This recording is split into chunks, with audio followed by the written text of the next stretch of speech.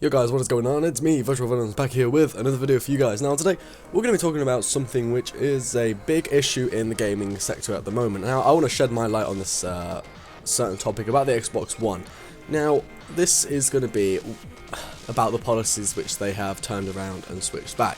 What I think about it, but whether or not it's a remake or it's still going to break the actual whole Xbox One idea.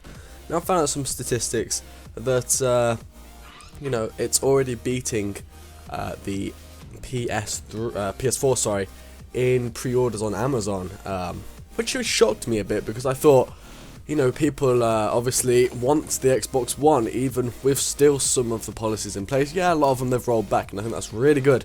Now, there's a few things really, let's structure this properly, shall we, I want to go into in this about 5-minute video.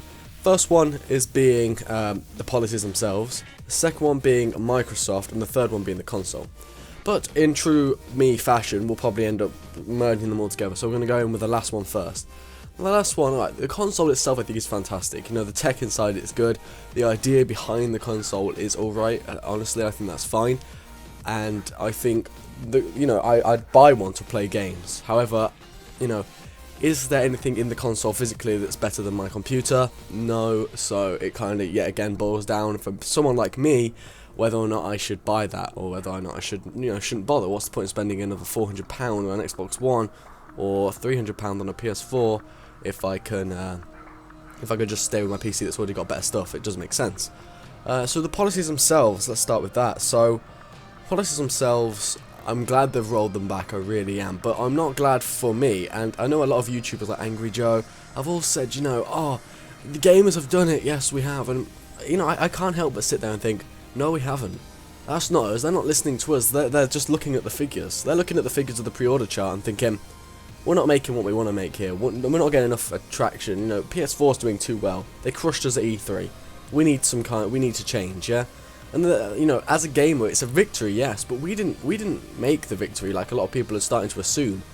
I mean, they didn't listen to us. Why would they listen to us? That's not what's important. The thing is now is my personal dilemma is, should Microsoft has shown a dark side of itself really, and whether or not I want to continue supporting a company that was originally with the console they want me to buy going to rob me of every penny that I have, try and scam me for everything. Try and block me out whenever I had to do something in my social life or in my life in general, like my job. You know, why should I then, as soon as they roll back some policies, go and say, hey, Microsoft, you're awesome, you know what, I'm going to buy your console, and I'm going to, you know, they've shown to me what they intended to do to me as a gamer. Now for me, that's a bit disrespectful and it's hurtful. The fact that they could even, you know, consider doing that in the first place and actually bring the console in with that sole purpose of excluding so many people that don't have internet access and things like that.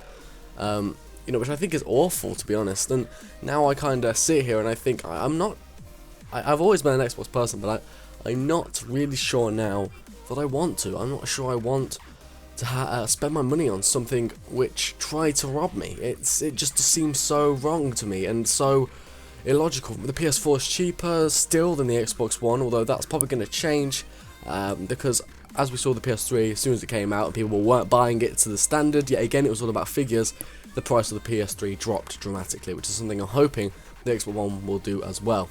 Now, you know, at the end of the day, Microsoft have really stabbed the knife into a lot of its supporters, and it's going to take a lot more than rolling back some policies to regain my trust and make me want to spend my money on them as a company and buy their product from me when, you know, they showed themselves to be bastards in my opinion. So it's going to take a bit more persuading from Microsoft to me personally to make me buy the console. But don't get me wrong, the console's fantastic and I'm really glad the policies have come back.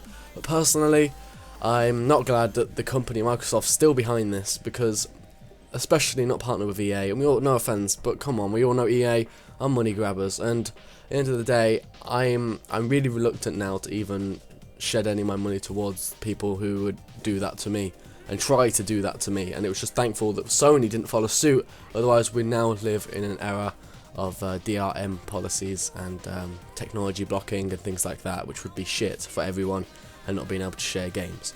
So thanks guys, been virtual venom. I hope you guys have enjoyed this video. If you have, then leave a like, a comment, and subscribe. I'll be back with more videos, hopefully quite soon. I'm a bit preoccupied at the moment, all sorts of stuff. So I'll see you guys in a bit. Thanks for watching.